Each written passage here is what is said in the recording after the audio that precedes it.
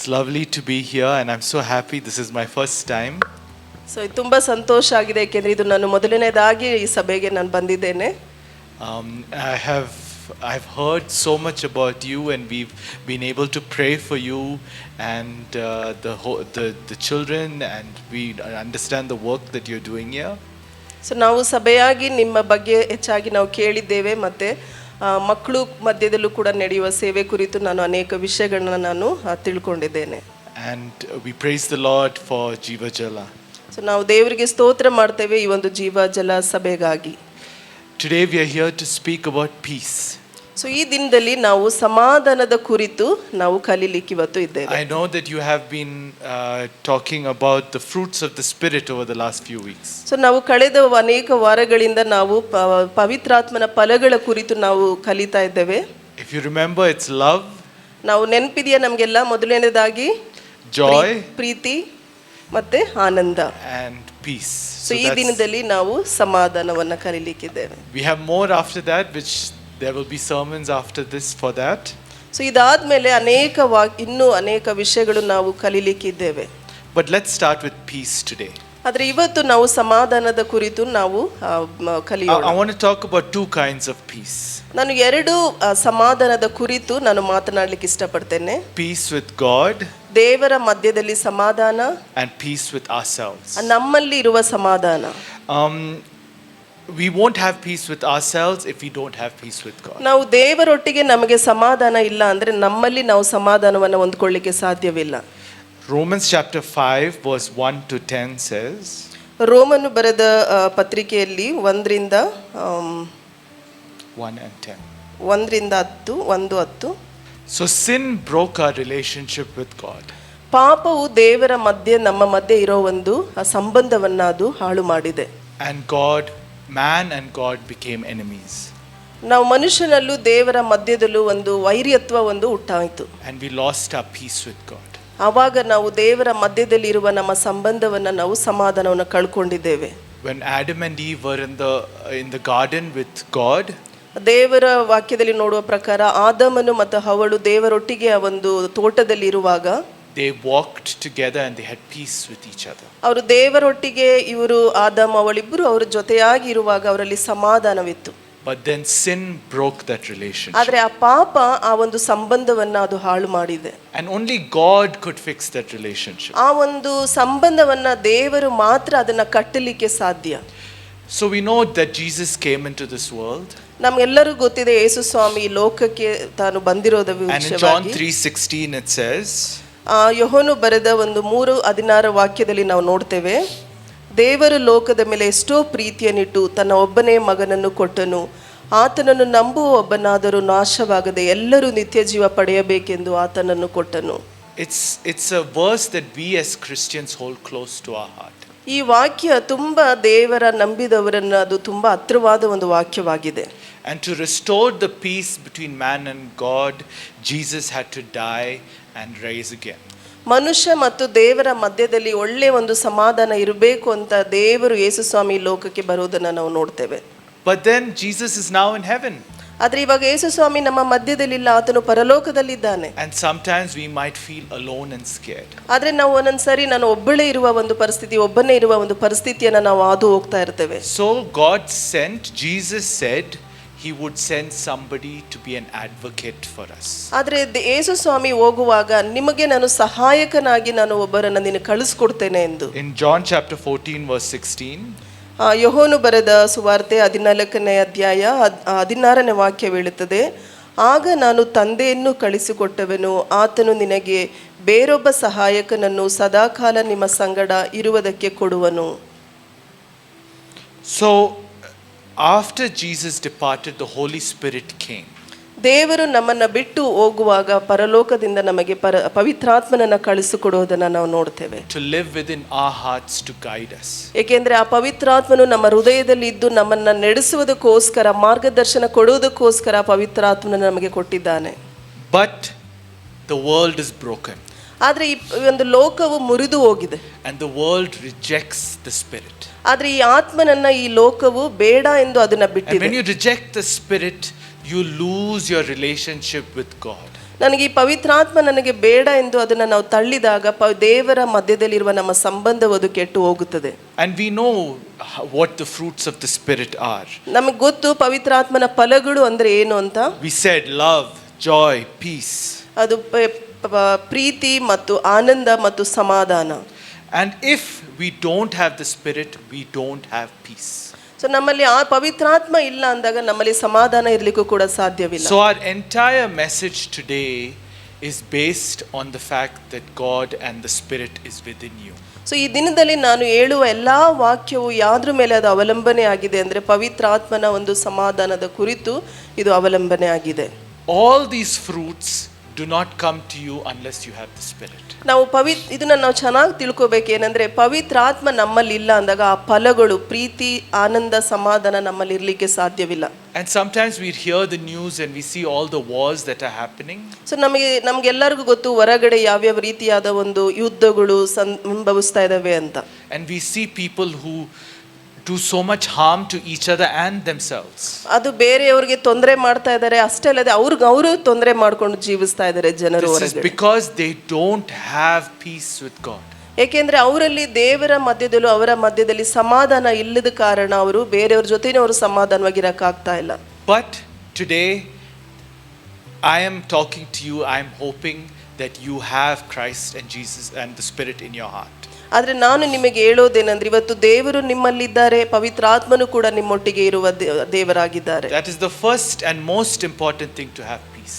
ಅದು ತುಂಬಾ ಮುಖ್ಯವಾದ ಒಂದು ಸಮಾಧಾನ ಏನಂದ್ರೆ ದೇವರು ಆತನ ಆತ್ಮ ನಮ್ಮಲ್ಲಿರುವುದು. But sometimes we still are worried. ಆದ್ರೆ ನಾವು ಅನೇಕ ಸಾರಿ ಇನ್ನು ಭಯದಲ್ಲೇ ನಾವು ಜೀವಿಸ್ತಾ ಇರ್ತೇವೆ.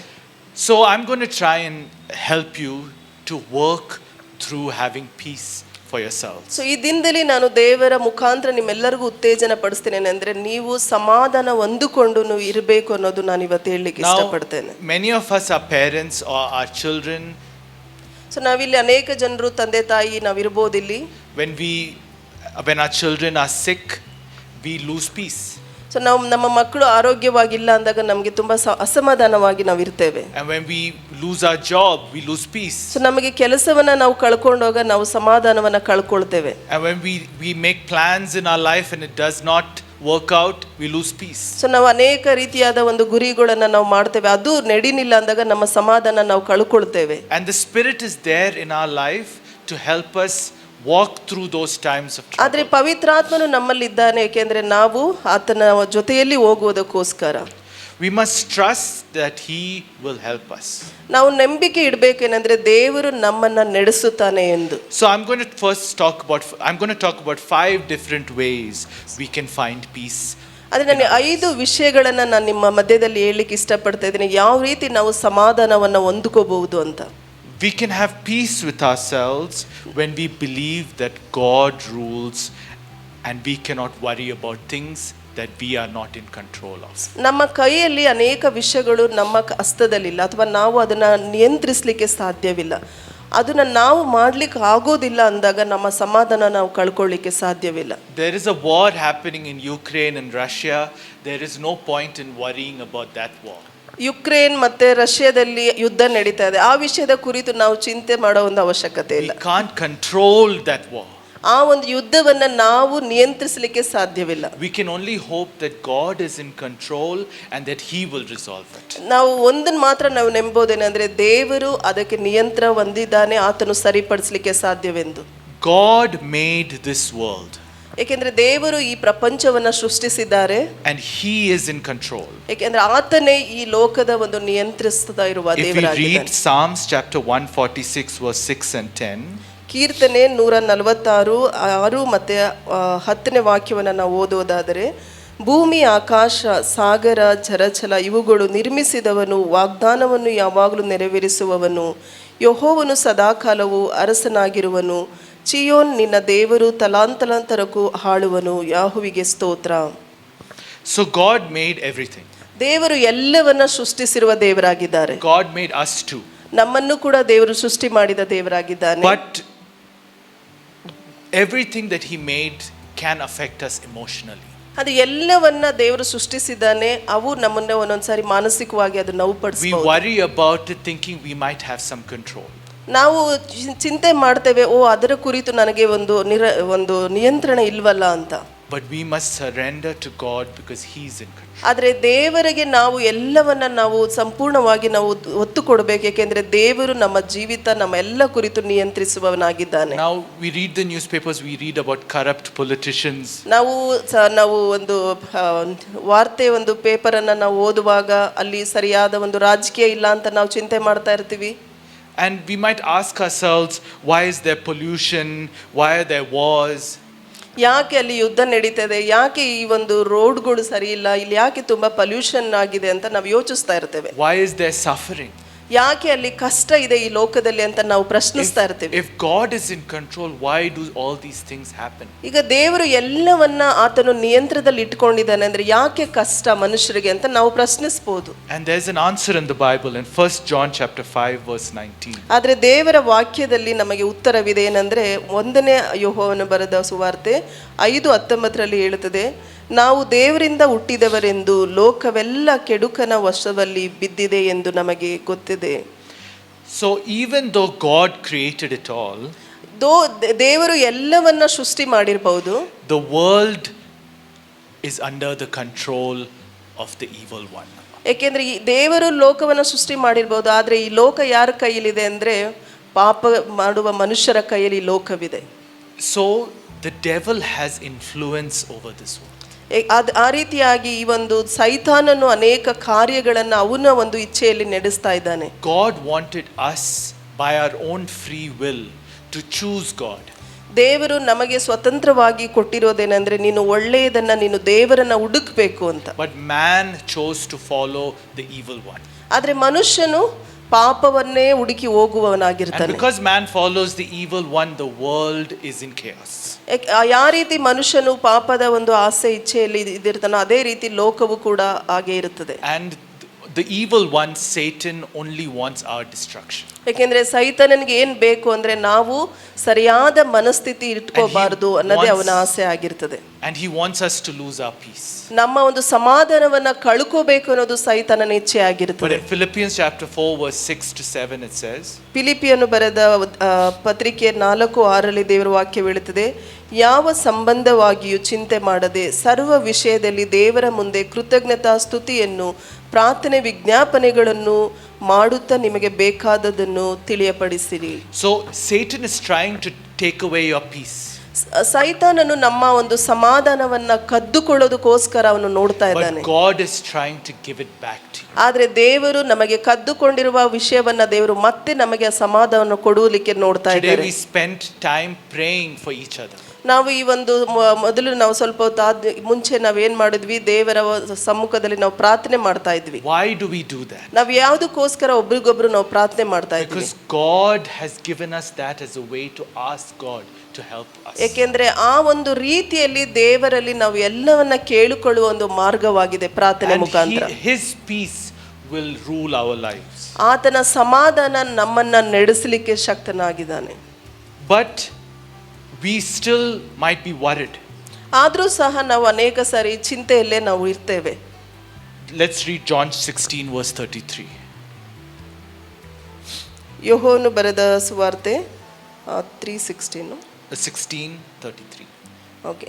ನೀವು ನನ್ನಲ್ಲಿದ್ದು ಮನಃಶಾಂತಿಯನ್ನು ಹೊಂದಿದವರಾಗಿರಬೇಕೆಂದು ಇದನ್ನೆಲ್ಲ ನಿಮಗೆ ಹೇಳಿದೆನು. ಲೋಕದಲ್ಲಿ ನಮಗೆ ಸಂಕಟ ಉಂಟು, ಧೈರ್ಯವಾಗಿರಿ, ನಾನು ಲೋಕವನ್ನು ಜಯಿಸಿದ್ದೇನೆ ಎಂದು ಹೇಳಿದನು. God has a plan for us. ದೇವರು ಆತನು ನಮ್ಮ ಕುರಿತು ಉದ್ದೇಶವನ್ನ ಇಟ್ಕೊಂಡಿರುವ ದೇವರಾಗಿದ್ದಾನೆ. And he wants us to have peace with his plan. ಯಾಕೆಂದ್ರೆ ಆತನ ಉದ್ದೇಶದಲ್ಲಿ ನಾವು ಸಮಾಧಾನವಾಗಿರಬೇಕು ಅನ್ನೋದು ದೇವರ ಉದ್ದೇಶವಾಗಿದೆ. The evil one is going to bring us trouble. ಆ ಒಂದು ಸೈತಾನನ ಕ್ರಿಯೆಗಳು ನಮಗೆ ಅಸಮಾಧಾನವನ್ನ ಕೊಡೋದಕ್ಕೆ ಅವರು ಹೊಂಚು ಹಾಕ್ತಾ ಇರ್ತಾರೆ. Because all he wanted to do was destroy what God created. ದೇವರು ಏನನ್ನ ಸೃಷ್ಟಿ ಮಾಡಿದನೋ ಅದನ್ನ ಹಾಳು ಮಾಡುವುದಕ್ಕೆ ಸೈತಾನನ ನೋಡ್ತಾ ಇರ್ತಾನೆ. But God wants to restore this world. ಆದ್ರೆ ದೇವರು ಮತ್ತೆ ಒಂದು ಹೊಸದಾಗಿ ಒಂದು ಲೋಕವನ್ನ ಮಾಡಬೇಕು ಅನ್ನೋದು ದೇವರ ಇಚ್ಛೆ ಆಗಿದೆ. And you are part of this plan. ನಾವೆಲ್ಲರೂ ಕೂಡ ಆತನ ಒಂದು ಉದ್ದೇಶದ ಒಳಗೆ ನಾವಿದ್ದೇವೆ. And our peace is God's intention. ನಮ್ಮ ಸಮಾಧಾನ ದೇವರ ಒಂದು ಮುಖ್ಯ ಉದ್ದೇಶವಾಗಿದೆ. But You know, sometimes we might say, okay, God will take care of everything, so it's okay.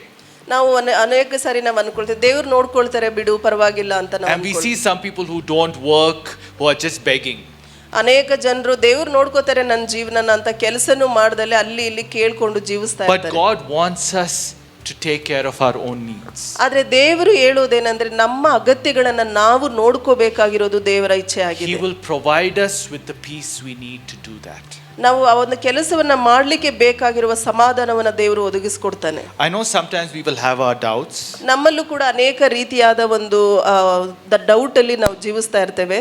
but we need to stay focused on what God wants for ಆದ್ರೆ us. ದೇವರ ವಾಕ್ಯ ನಮಗೆ ಏನ್ ಹೇಳ್ತದೆ ಅದನ್ನ ನೋಡಿ ನಾವು ಜೀವಿಸುವವರಾಗಿರ್ಬೇಕಾಗ್ತದೆ. So number 2, ಎರಡನೇದಾಗಿ to have peace, ನಮ್ಮಲ್ಲಿ ಸಮಾಧಾನ ಇರಬೇಕು ಅಂದ್ರೆ ಎರಡನೇದಾಗಿ ನಾವೇನ್ ನೋಡ್ತೀವಿ ಅಂದ್ರೆ we must believe that God is going to meet our every need. ನಾವೇನನ್ನ ನಾವು ನಂಬಬೇಕು ಅಂದ್ರೆ ದೇವರು ನನ್ನ ಎಲ್ಲ ಅಗತ್ಯಗಳನ್ನ ದೇವರು ಸಂಧಿಸುತ್ತಾನೆ ಎಂದು ನಾವು ದೇವರಲ್ಲಿ ನಂಬಬೇಕಾಗಿರ್ತದೆ. So in Matthew chapter 6 verse 25, 26 and 34, ಮತ್ತಾಯನು ಬರೆದ ಸುವಾರ್ತೆ 6:25 ದೇವರ ವಾಕ್ಯ ಹೇಳ್ತದೆ. ಓಕೆ. ಈ ಕಾರಣದಿಂದ ನಮ್ಮ ಪ್ರಾಣಾಧರಣೆಗೆ ಏನು ಊಟ ಮಾಡಬೇಕು, ಏನು ಕುಡಿಯಬೇಕು, ನಮ್ಮ ದೇಹ ರಕ್ಷಣೆಗೆ ಏನು ಒದ್ದುಕೊಳ್ಳಬೇಕು ಎಂದು ಚಿಂತೆ ಮಾಡಬೇಡಿರಿ ಎಂಬುದಾಗಿ ನಿಮಗೆ ಹೇಳುತ್ತೇನೆ. ಊಟಕ್ಕಿಂತ ಪ್ರಾಣವು, ಉಡುಪಿಕ್ಕಿಂತ ದೇಹವು ಮೇಲಾದದ್ದಲ್ಲವೇ? ಆಕಾಶದಲ್ಲಿ ಹಾರಾಡುವ ಹಕ್ಕಿಗಳನ್ನು ನೋಡಿರಿ, ಅವು ಬಿತ್ತುವುದಿಲ್ಲ, ಕುಯ್ಯುವುದಿಲ್ಲ, ಕಣಜಗಳಲ್ಲಿ ತುಂಬಿಟ್ಟುಕೊಳ್ಳುವುದಿಲ್ಲ, ಆದಾಗ್ಯೂ ಪರಲೋಕದಲ್ಲಿರುವ ನಿಮ್ಮ ತಂದೆಯು ಅವುಗಳನ್ನು ಸಾಕಿ ಸಲಹುತ್ತಾನೆ. ಅವುಗಳಿಗಿಂತ ನೀವು ಹೆಚ್ಚಿನವರಲ್ಲವೋ? ಆದ್ದರಿಂದ ನಾಳಿನ ವಿಷಯವಾಗಿ ಚಿಂತೆ ಮಾಡಬೇಡಿರಿ, ನಾಳಿನ ದಿನವು ತನ್ನದನ್ನು ತಾನೇ ಚಿಂತಿಸಿಕೊಳ್ಳುತ್ತದೆ, ಆ ಹೊತ್ತಿನ ಕಾಟ ಆ ಹೊತ್ತಿಗೆ ಸಾಕು. this scripture is very clear. ಈ ವಾಕ್ಯ ತುಂಬಾ ಸ್ಪಷ್ಟವಾಗಿರುವ But do ವಾಕ್ಯವಾಗಿದೆ. we believe it? ಅದನ್ನ ನಾವು ನಂಬಬೇಕಾಗಿರ್ತದೆ. We work so hard, sacrificing so much. ನಾವು ಕೆಲಸ ಮಾಡಿ ನಾವು ಎಷ್ಟು ತ್ಯಾಗ ಮಾಡಿ ನಾವು ಜೀವಿಸ್ತಾ ಇರ್ತೇವೆ. But are we doing it because we are afraid? ನಾವು ನಿಜವಾಗ್ಲೂ ಭಯ ಪಡ್ತಾ ಇದ್ವಿ, ಅದಕ್ಕೋಸ್ಕರ ನಾವು ಅದನ್ನ Are ಮಾಡ್ತಾ we ಇದ್ದೀವಿ. sacrificing our family, our lives, just to work a little bit, to make a little bit of money, just because we are afraid that things will not work out? So ನಾವು ಅನೇಕ ಸಾರಿ ನಾವು ತ್ಯಾಗ ಮಾಡ್ತಿರೋದು ನಮ್ಮ ಕುಟುಂಬಕ್ಕೋಸ್ಕರವೋ, ನನ್ನನ್ನು ನೋಡ್ಕೊಳಕ್ ಆಗೋದಿಲ್ಲ ಅನ್ನೋ ಭಯಕ್ಕೋಸ್ಕರ, ಅಥವಾ ಇನ್ನೂ ಸ್ವಲ್ಪ ನಾನು ದುಡ್ಡು ಮಾಡಬೇಕು ಅನ್ನೋ ಒಂದು ಭಯದಲ್ಲಿ ನಾವು ಕೆಲಸ ಮಾಡ್ತಾ ಇದ್ದೀವಿ. Even the birds God takes care of them. Why won't He take care of us? ಈ ಒಂದು ಹಕ್ಕಿಗಳನ್ನ ದೇವರು ಸೃಷ್ಟಿ ಮಾಡಿರುವ ಪಕ್ಷಿಗಳನ್ನ ದೇವರು ನೋಡ್ಕೊಳ್ಳುವಾಗ ನಮ್ಮನ್ನ ದೇವರು ನೋಡ್ಕೊಳ್ಳೋದಿಲ್ವಾ? So I want us to take hope that He will take care of us. So ನಾವು ಮನೆಗೆ ಹೋಗುವಾಗ ಇದನ್ನ ನಾವು ಯೋಚಿಸ್ಬೇಕೇನೆಂದ್ರೆ ದೇವರು ನನ್ನನ್ನು ನೋಡಿಕೊಳ್ಳುತ್ತಾನೆ ಎಂಬ ನಿರೀಕ್ಷೆಯಲ್ಲಿ ಹೋಗ್ಬೇಕಾಗ್ತದೆ. But like I said before, we are not going to beg, right? ಆದ್ರೆ ನಾನು ಮೊದಲೇ ಹೇಳಿದ ಪ್ರಕಾರ ನಾವು ಬೇರೆಯವರ ಒಟ್ಟಿಗೆ ಹೋಗಿ ನಾವು ಕೇಳಿ ಜೀವಿಸೋದು ಬೇಕಾಗಿಲ್ಲ. We have to work for what we. ನಮಗೆ ಏನು ಅಗತ್ಯವಿದೋ ಅದಕ್ಕೋಸ್ಕರ ನಾವು ಕೆಲಸ ಮಾಡಿ ನಾವು ಜೀವಿಸಬೇಕಾಗ್ತದೆ. 1 Thessalonians chapter 4 verse 11 and 12 it says. 1 ಥೆಸಲೋನಿಯದವರಿಗೆ 4:11 ವಾಕ್ಯ ಹೇಳುತ್ತದೆ, ಇದಲ್ಲದೆ ನಾನು ನಿಮಗೆ ಆಜ್ಞೆ ಕೊಟ್ಟ ಪ್ರಕಾರ ನೀವು ಮತ್ತೊಬ್ಬರ ಕಾರ್ಯದಲ್ಲಿ ತಲೆ ಹಾಕದೆ ಸುಮ್ಮನೆಗಿದ್ದು ಸ್ವಂತ ಕಾರ್ಯವನ್ನೇ ನೆನೆಸಿಕೊಂಡು ಕೈಯಾರೆ ಕೆಲಸ ಮಾಡುವುದೇ ಮಾನವೆಂದಿಗೆ ಹಿಡಿಯುತ್ತದೆ. So if you want peace, ನಮಗೆ ಸಮಾಧಾನ ಬೇಕು ಅಂದ್ರೆ, earn a quiet life for yourself. So ನಮಗೆ ಸಮಾಧಾನ ಬೇಕು ಅಂದ್ರೆ ನಾವು ದೇವರಲ್ಲಿ ಹೊಂದಿಕೊಳ್ಬೇಕಾಗ್ತದೆ. ದೇವರೇ ನನಗೆ ಸಮಾಧಾನ ಬೇಕೆಂದು. He will take care of whatever you need. ನಮಗೆ ಏನು ಅಗತ್ಯವಿದೋ ಅದೆಲ್ಲವೂ ದೇವರು ನಮಗೆ ಸಂಧಿಸುವ ದೇವರಾಗಿದ್ದಾನೆ. Another way we lose peace, number 3, ನಾವು ಇನ್ನೊಂದು ರೀತಿ ನಾವು ದೇವರಲ್ಲಿ ಒಂದು ಸಮಾಧಾನವನ್ನು ಹೊಂದಿಕೊಳ್ಳೋದು ಹೇಗೆ ಅಂದ್ರೆ, is when we are not happy with the way we are. ನಾವು ಯಾವಾಗ ನಾವು ಸಮಾಧಾನ ಕಳ್ಕೊಳ್ತೀವಿ ಅಂದ್ರೆ, ನಾವು ಯಾವ ರೀತಿ ಇದ್ದೀವಿ ಅದನ್ನ ನಾವು ಸಂತೋಷವಾಗಿ ನಾವು ಅನುಭವಿಸ್ಲಿಲ್ಲ ಅಂದ್ರೆ ನಮ್ಮ ಸಮಾಧಾನವನ್ನು ನಾವು ಕಳ್ಕೊಳ್ತೇವೆ. And the things that have happened to us. ನಮ್ಮ ಜೀವಿತದಲ್ಲಿ ಅನೇಕ ಕಾರ್ಯಗಳು ನಮಗೆ ನಡೆದಿರ್ಬೋದು, ಅದನ್ನ ನಾವು ನೆನೆಸ್ಕೊಳ್ಳುತ್ತಾ ನಮ್ಮ ಸಮಾಧಾನವನ್ನು ಕಳ್ಕೊಳ್ತೇವೆ. But God made you in His image. ದೇವರು ತನ್ನ ಸ್ವರೂಪದಲ್ಲಿ ನಮ್ಮನ್ನೆಲ್ಲರನ್ನ ದೇವರು ಸೃಷ್ಟಿಸಿದ್ದಾನೆ. In Genesis chapter 1 verse 27 it says. ಆದಿಕಾಂಡ 1:27 ವಾಕ್ಯ ಹೇಳುತ್ತದೆ, ಹೀಗೆ ದೇವರು ಮನುಷ್ಯನನ್ನು ತನ್ನ ಸ್ವರೂಪದಲ್ಲಿ ಉಂಟು ಮಾಡಿದನು, ದೇವ ಸ್ವರೂಪದಲ್ಲಿ ಅವನನ್ನು ಉಂಟು ಮಾಡಿದನು, ಅವರನ್ನು ಗಂಡು ಹೆಣ್ಣಾಗಿ ನಿರ್ಮಿಸಿದನು. So God made you unique and perfect. ದೇವರು ನಮ್ಮನ್ನ ವಿಚಿತ್ರವಾಗಿಯೂ ತುಂಬಾ ಒಂದು ಒಳ್ಳೆ ರೀತಿಯಾಗಿ ದೇವರು ನಮ್ಮನ್ನೆಲ್ಲರನ್ನ ಸೃಷ್ಟಿಸಿದ್ದಾನೆ. You might feel you're too short, or you're too thin, or you're too fat. ನೀವು ಅನ್ಕೋಬಹುದು ನಾನು ತುಂಬಾ ಕುಳ್ಳಗಿದ್ದೀನಿ ಅಥವಾ ತುಂಬಾ ದಪ್ಪಕ್ಕಿದ್ದೀನಿ ಅಂತ, ಆ ರೀತಿ ಎಲ್ಲ ನಮ್ಮ ಬಗ್ಗೆ ನಾವು ಹೇಳ್ಕೋಬಹುದು. Why? And sometimes you might think, why am I so quiet? Why am I not confident? ನಾನು ಯಾಕೆ ಯಾವಾಗಲೂ ತುಂಬ ನಾನು ಸೈಲೆಂಟ್ ಆಗಿರ್ತೀನಲ್ಲ, ನನ್ನಲ್ಲಿ ಯಾವುದೇ ರೀತಿಯಾದ ಒಂದು ಮಾತಾಡೋಕ್ಕೂ ನನಗಾಗೋದಿಲ್ಲ ಅಂತ ನಾವು ಅನ್ಕೊಳ್ತೀವಿ ನಮ್ಮ ಬಗ್ಗೆ. And we lose our peace because we are worried. So ನಾವು ನಮ್ಮ ಸಮಾಧಾನವನ್ನ ಕಳ್ಕೊಳ್ತೀವಿ, ಏಕೆಂದ್ರೆ ಅದ್ರ ಬಗ್ಗೆ ನಾವು ಹೆಚ್ಚಾಗಿ ಭಯ ಪಡ್ತಾ ಇರ್ತೀವಿ. Why did God make me like this? ದೇವರು ಯಾಕೆ ನನ್ನನ್ನು ಈ ರೀತಿ ಸೃಷ್ಟಿಸಿದ್ದಾನೆ? But God made you. ಆದ್ರೆ ದೇವರು ನಿಮ್ಮನ್ನು ಸೃಷ್ಟಿಸಿದ್ದಾನೆ. And we know that God is good. ಅದು ನಮ್ಮೆಲ್ಲರಿಗೂ ಗೊತ್ತು, ದೇವರು ಒಳ್ಳೆಯವರಾಗಿದ್ದಾರೆ. And everything that God made is good. ಏಕೆಂದ್ರೆ ದೇವರು ಸೃಷ್ಟಿಸಿರುವ ಎಲ್ಲವೂ ಒಳ್ಳೆಯದಾಗೇ ಇದೆ. But sin is in this world. ಆದ್ರೆ ಏನಂದ್ರೆ ಪಾಪವು ನಮ್ಮ ಮಧ್ಯದಲ್ಲಿದೆ. And sin has corrupted it. ಈ ಪಾಪವು ಎಲ್ಲವನ್ನ ಅಶುದ್ಧಪಡಿಸಿದೆ. So bad things happen to God's creation.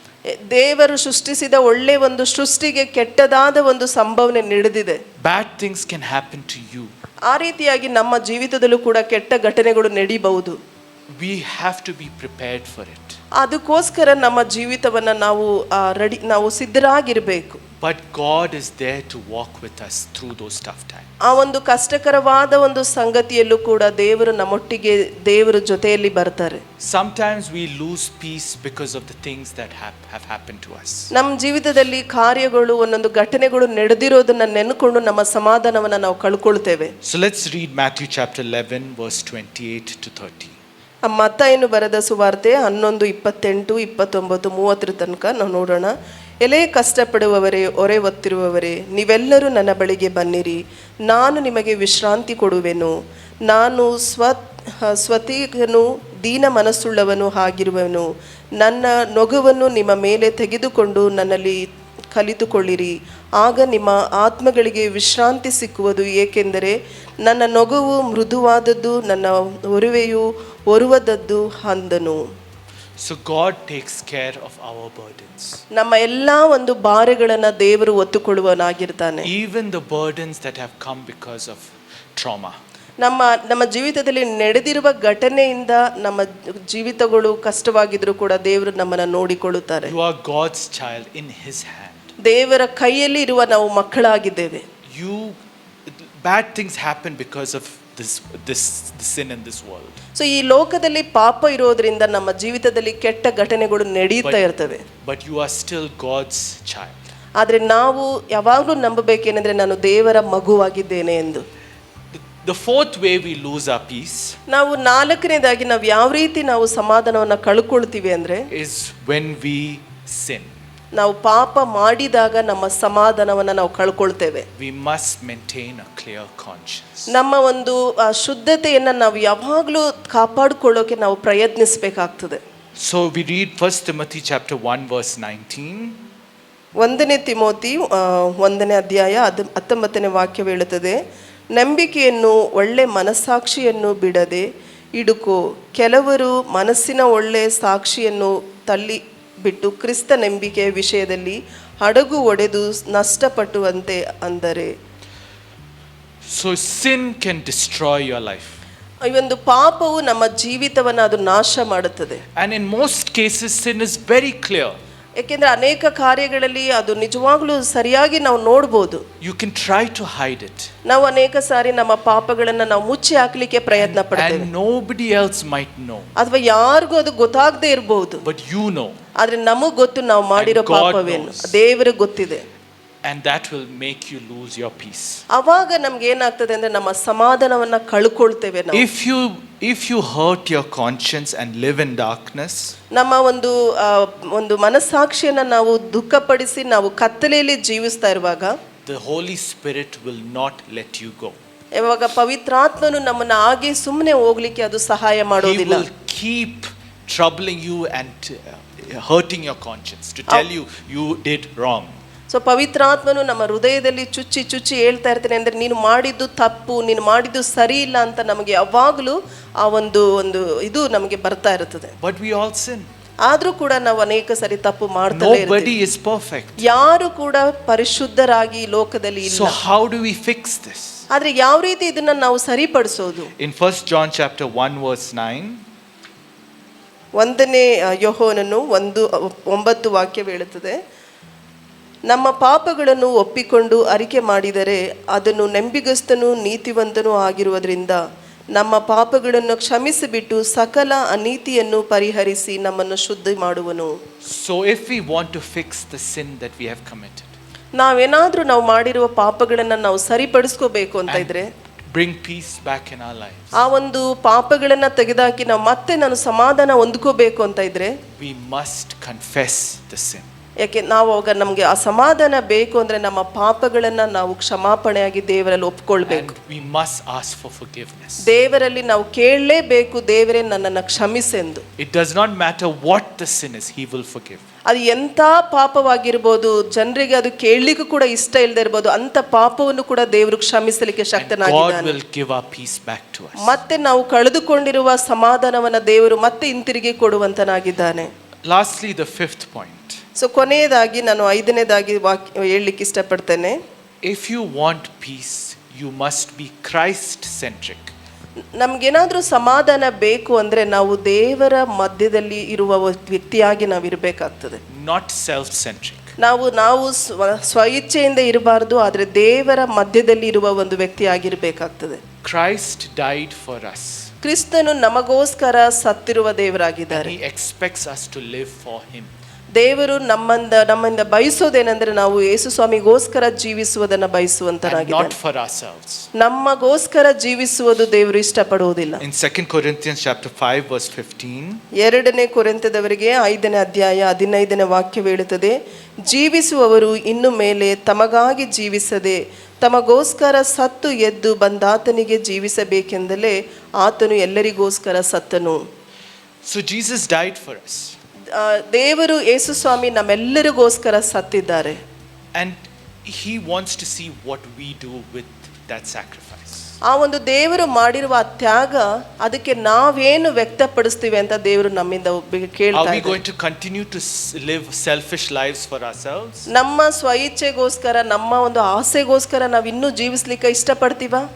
Or are we going to surrender to God's will? ಅಥವಾ ನಾವು ದೇವರ ಸಮ್ಮುಖದಲ್ಲಿ ಬಂದು ನಾನು ಪಾಪಿ ಎಂದು ಒಪ್ಪಿಕೊಂಡು ನಾವು ಒಳ್ಳೆ ಜೀವಿತವನ್ನ ಜೀವಿಸ್ಲಿಕ್ಕೆ ಇಷ್ಟಪಡ್ತೀವ? He has a plan for us. ನಮ್ಮೆಲ್ಲರಿಗೂ ದೇವರ ಒಂದು ಉದ್ದೇಶವಿದೆ. He has plans for us as an individual and as a community. So ನಮಗೆ ಒಬ್ಬೊಬ್ಬರಾಗಿಯೂ ದೇವರ ಉದ್ದೇಶವಿದೆ, ಒಂದು ಸಮುದಾಯವಾಗಿ ದೇವರ ಒಂದು ಉದ್ದೇಶ ನಮ್ಮ ಮೇಲಿದೆ. In Romans chapter 8 verse 28 it says, ರೋಮನು ಬರೆದ ಪತ್ರಿಕೆಯಲ್ಲಿ 8ನೇ ಅಧ್ಯಾಯ 28ನೇ ವಾಕ್ಯ ಹೇಳುತ್ತದೆ, ಇದಲ್ಲದೆ ದೇವರ ಸಂಕಲ್ಪದ ಮೇರೆಗೆ ಕರೆಯಲ್ಪಟ್ಟು ಆತನನ್ನು ಪ್ರೀತಿಸುವವರ ಹಿತಕ್ಕಾಗಿ ಎಲ್ಲ ಕಾರ್ಯಗಳು ಅನುಕೂಲವಾಗುವಂಥದ್ದೆಂದು ನಮಗೆ ಗೊತ್ತಿದೆ. a self-centered person ನಾವು ಒಂದು ನಮ್ಮದೇ ಬಗ್ಗೆ ಯೋಚನೆ ಮಾಡುವ ಒಂದು ವ್ಯಕ್ತಿ ಆಗಿದ್ರೆ only cares about himself. ತನ್ನ ಸ್ವಇಚ್ಛೆಗೋಸ್ಕರ ಯೋಚನೆ ಮಾಡ್ತಾರೆ. Maybe at most his family. ಅವರು ಬರೀ ಅವರು ಮತ್ತೆ ಅವರ ಕುಟುಂಬದ ಬಗ್ಗೆ ಯೋಚಿಸ್ತಾರೆ. He doesn't care about his neighbor. ಅವರ ಒಂದು ಪಕ್ಕದ ಮನೆಯವರ ಬಗ್ಗೆ ಅವರು ಯೋಚನೆ ಮಾಡೋದಿಲ್ಲ. Or the other people in church or outside. ಅಥವಾ ಸಭೆಯಲ್ಲಿರುವವರ ಬೇರೆಯವ್ರ ಕುರಿತು ಅವರು ಚಿಂತೆ ಮಾಡೋದಿಲ್ಲ, ಹೊರಗಡೆ ಇರೋರ ಕುರಿತು ಚಿಂತೆ He ಮಾಡೋದಿಲ್ಲ. only cares about his own needs and his own money. ಅವ್ರು ಬರೀ ಸ್ವಂತ ಒಂದು ಇಚ್ಛೆಗೋಸ್ಕರ ಚಿಂತಿಸ್ತಾ ಇರ್ತಾರೆ, ಸ್ವಂತ ದುಡ್ಡುಗೋಸ್ಕರ ಅವರು ಯೋಚನೆ ಮಾಡ್ತಾ And his ಇರ್ತಾರೆ. own life. ಅವರ ಒಂದು ಸ್ವಂತ ಜೀವನಕ್ಕೋಸ್ಕರ ಅವ್ರು ಚಿಂತೆ Nothing ಮಾಡ್ತಾರೆ. else is important. ಇನ್ಯಾವುದು ಕೂಡ ಅವರಿಗೆ ಮುಖ್ಯವಾಗಿ ಕಾಣೋದಿಲ್ಲ. And he closes his ears to what God has for him. ಅವಾಗ ಅವ್ರು ಏನ್ ಮಾಡ್ತಾರೆ ಅಂದ್ರೆ ದೇವರು ಏನ್ ಹೇಳ್ತಾ ಇದ್ದಾರೆ ಅನ್ನೋದನ್ನ ಅವರು ಕೇಳ್ಕೊಳ್ಳೋದಾಗಿ ಅವರ ಕಿವಿಯನ್ನ ಮುಚ್ಕೊಂಡು ಜೀವಿಸ್ತಾ ಇರ್ತಾರೆ. He will never have peace. ಅಂತ ವ್ಯಕ್ತಿ ಸಮಾಧಾನ ಹೊಂದ್ಕೊಳ್ಳಿಕ್ಕೆ ಸಾಧ್ಯವೇ ಇಲ್ಲ. But here is an answer for peace. These 5 things. ಇವೆಲ್ಲ ಒಂದು 5 ವಿಷಯದ ಕುರಿತು ನಾವು ದೇವರ ವಾಕ್ಯವನ್ನ ಕೇಳಿದ್ವಿ. ಇದೆಲ್ಲದಕ್ಕೂ ಒಂದು ಉತ್ತರವಿದೆ, ಏನಂದ್ರೆ To have peace with ourselves, we must believe that God is king. ನಮ್ಮಲ್ಲಿ ನಮಗೆ ಸಮಾಧಾನ ಬೇಕು ಅಂದ್ರೆ ನಾವು ನಂಬಬೇಕೇನೆಂದ್ರೆ ದೇವರು ನನಗೋಸ್ಕರ ಈ ಲೋಕಕ್ಕೆ ಬಂದಿದ್ದಾನೆ ಎಂದು. And we cannot control the things that we cannot. ನಮ್ಮ ಕೈಲಿ ಆಗದ ಕಾರ್ಯಗಳನ್ನ ಕುರಿತು ಅವು ನಮಗೆ ನಿಯಂತ್ರಿಸ್ಕೊಳ್ಳಿಕ್ಕೆ ಆಗದಿಲ್ಲ ಅಂದಾಗ ಅದರ ವಿಷಯದಲ್ಲಿ ನಾವು ಚಿಂತಿಸಬಾರ್ದು. And we can have peace because God will provide for all our needs. So ನಾವು ಸಮಾಧಾನವಾಗಿರ್ಬೋದು, ಏಕೆಂದರೆ ದೇವರು ನನ್ನ ಅಗತ್ಯಗಳನ್ನೆಲ್ಲ ನೋಡಿಕೊಳ್ಳುತ್ತಾನೆ ಎಂಬ ಒಂದು ನಂಬಿಕೆಯಿಂದ. We must accept ourselves the way we are. ನಾವು ಯಾವ ರೀತಿ ದೇವರು ನಮ್ಮನ್ನು ಸೃಷ್ಟಿಸಿದಾರೋ ಅದನ್ನು ನಮ್ಮನ್ನು ನಾವು ಹೊಂದ್ಕೋಬೇಕು. Even the things that have happened to us cannot break us. ನಮ್ಮ ಜೀವನದಲ್ಲಿ ಒಂದು ವೇಳೆ ಆಗಿರುವ ಘಟನೆಗಳು, ಕಷ್ಟಕರವಾದ ಘಟನೆಗಳು ಆಗಿರ್ಬೋದು, ಅದನ್ನು ನಾವು ಬದಲಾಯಿಸ್ಕೊಳ್ಳಿಕ್ಕೆ ಆಗೋದಿಲ್ಲ. To have peace, we should not sin. ನಾವು ಸಮಾಧಾನ ಬೇಕು ಅಂದರೆ ನಾವು ಪಾಪವನ್ನು ಮಾಡಬಾರದು. If we sin, we must ask God for forgiveness. ಒಂದು ವೇಳೆ ನಾವು ಪಾಪ ಮಾಡಿದೀವಿ ಅಂದ್ರೂ ಕೂಡ ನಾವು ದೇವರಲ್ಲಿ ಕ್ಷಮಾಪಣೆ ಕೇಳುವವರಂತರಾಗಿರಬೇಕು. We must value what God wants and not what we want. ನಾವು ದೇವರು ಏನು ನಮ್ಮಿಂದ ಬಯಸ್ತಾ ಇದ್ದಾನೋ ಅದಕ್ಕೆ ನಾವು ಬೆಲೆ ಕೊಡಬೇಕು ಹೊರತು ನಮ್ಮ ಆಸೆಗೋಸ್ಕರ ನಾವು ಬೆಲೆ ಕೊಡುವವರಾಗಿರಬಾರ್ದು. We will lose our peace if we don't try and live by these principles. So ನಾವು ದೇವರ ಒಟ್ಟಿಗೆ ನಾವು ಜೊತೆಲಿ ಇಲ್ಲ ಅಂದಾಗ ನಮ್ಮ ಸಮಾಧಾನವನ್ನು ನಾವು ಕಳ್ಕೊಳ್ತೇವೆ. I am not saying that peace is always going to be there. ನಾನು ಹೇಳ್ತಾ ಇಲ್ಲ ನಿಮಗೆ ಯಾವಾಗಲೂ ನಮಗೆ ಸಮಾಧಾನ ಇರುತ್ತೆ ಅಂತ. Sometimes you will lose it. ನಮ್ಮ ಒಂದು ಸಮಾಧಾನವನ್ನು ಒಂದೊಂದು ಸಾರಿ ನಾವು ಕಳ್ಕೊಳ್ತೇವೆ. But that's why we have the Holy Spirit. ಅದಕ್ಕೋಸ್ಕರ ಪವಿತ್ರಾತ್ಮನು ನಮ್ಮ ಜೊತೆ ಇದ್ದಾನೆ. And He will give us peace. ಆತನು ನಮಗೆ ಸಮಾಧಾನವನ್ನು ಕೊಡುವಂತರಾಗಿದ್ದಾನೆ. He reminds us that in our troubles He will be there. So ನಮ್ಮ ಕಷ್ಟಗಳ ಸಮಯದಲ್ಲಿ ದೇವರು ನಮ್ಮೊಟ್ಟಿಗೆ ಇದ್ದಾನೆ ಎಂದು ದೇವರ ವಾಕ್ಯ ಹೇಳುತ್ತದೆ. And sometimes it's difficult to understand. ಅದನ್ನ ಒಂದೊಂದು ಸಾರಿ ನಮಗೆ ಅದನ್ನ ಅರ್ಥ ಮಾಡ್ಕೊಳ್ಳಿಕ್ಕೆ ಕಷ್ಟವಾಗಬಹುದು. But you will be surprised at the work that God can do in our lives. ಆದರೆ ನಾವು ಒಂದೊಂದ್ಸರಿ ನಾವು ತುಂಬಾ ಆಶ್ಚರ್ಯ ಪಡ್ತೀವಿ ಯಾವ ರೀತಿ ದೇವರು ನನ್ನನ್ನು ನಡೆಸ್ಕೊಂಡು ಬರ್ತಾ ಇದ್ದಾನೆ ಅಂತ. We must surrender to God. ನಮ್ಮನ್ನ ನಾವು ದೇವರ ಕೈಗೆ ನಾವು ಒಪ್ಪಿಸಿಕೊಡುವವರಾಗಿರಬೇಕು. And have peace with Him. ಆತನಲ್ಲಿ ನಾವು ಸಮಾಧಾನ ಹೊಂದಿಕೊಳ್ಳುವವರಾಗಿರಬೇಕು. I'd like to end with this scripture, Philippians chapter 4 verse 7. ಕೊನೆಯದಾಗಿ ನಾನು ಈ ವಾಕ್ಯವನ್ನು ಹೇಳಿ ನಾನು ಮುಗಿಸ್ಲಿಕ್ಕೆ ಇಷ್ಟಪಡ್ತೇನೆ. ಫಿಲಿಪಿಯದವರಿಗೆ 4ನೇ ಅಧ್ಯಾಯ 7ನೇ ವಾಕ್ಯದಲ್ಲಿ, ಆಗ ಎಲ್ಲ ಗ್ರಹಿಕೆಯನ್ನು ಮೀರುವ ದೇವಶಾಂತಿಯು ನಿಮ್ಮ ಹೃದಯಗಳನ್ನು ಯೋಚನೆಗಳನ್ನು ಕ್ರಿಸ್ತ ಯೇಸುವಿನಲ್ಲಿ ಕಾಯುವುದು. Let us claim this peace for ourselves. So ಈ ಒಂದು ಸಮಾಧಾನವನ್ನು ನಾವು ನಮ್ಮ ಜೀವಿತಕ್ಕೆ ಹೊಂದಿಕೊಳ್ಳೋಣ. If you don't have peace with God, come and speak to us. ನಿಮಗೇನಾದ್ರೂ ದೇವರಲ್ಲಿ ಸಮಾಧಾನ ಇಲ್ಲ ಅಂದ್ರೆ ನಮ್ಮೊಟ್ಟಿಗೆ ಬಂದು ನೀವು ಮಾತನಾಡಬೇಕು. If you need prayer about things that are troubling you, come and speak to us. ಏನಾದ್ರೂ ವಿಷಯಗಳು ನಿಮ್ಮನ್ನ ತುಂಬಾ ಅದು ತೊಂದರೆ ಪಡಿಸ್ತಾ ಇದೆ ಅಂದ್ರೆ ನಮ್ಮೊಟ್ಟಿಗೆ ಬಂದು ನೀವು ಮಾತನಾಡುವಾಗ We are there for you. ನಾವಿದ್ದೇವೆ ನಿಮಗೋಸ್ಕರ. ನಿಮಗೆ ಯಾವುದು ನಿಮಗೆ ದುಃಖ ಪಡಿಸ್ತಾ ಇದೆ ಅನ್ನೋ ವಿಷಯವನ್ನ ಕೇಳಲಿಕ್ಕೆ. And God is there for you. ನಮ್ಮೆಲ್ಲರಿಗೂ ದೇವರು ಇದ್ದಾರೆ.